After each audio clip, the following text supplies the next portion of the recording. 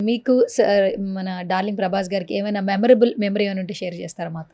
చాలా ఉన్నాయండి. 'ఈశ్వర్' సినిమాలో మేము చాలా సరదాగా అసలు యాక్టర్స్ లాగా ఉండేది హ్మ్. మేమంతా. హ్మ్. హ్మ్. చాలా హ్యాపీగా అక్కడ కూర్చొని ఏదో గేమ్స్ ఆడుకుంటూ, హ్మ్. లేకపోతే చిన్న బాతకాని కొట్టుకుంటూ చాలా హ్మ్. టైమ్ పాస్ చేసేది. ఆయన కార్‌లో డెక్ పెట్టేసి హ్మ్. ఫుల్ సౌండ్‌కి డాన్సులు చేసుకునేవాళ్ళము. హ్మ్. అలా చాలా సిట్యుయేషన్స్ ఉన్నాయి.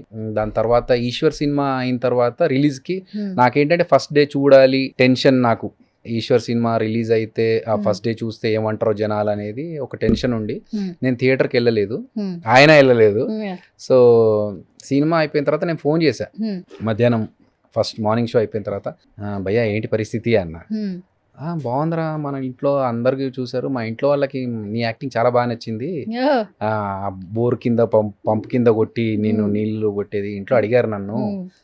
ఎవరికి ఇతను అని చెప్పేసి హ్మ్. చాలా హ్యాపీగా అంటే నాకు చాలా హ్యాపీ అయింది. హ్మ్. కృష్ణంరాజు గారి ఇంట్లో నా గురించి మాట్లాడారు ఆ సినిమా చూసి అన్నప్పుడు. హ్మ్.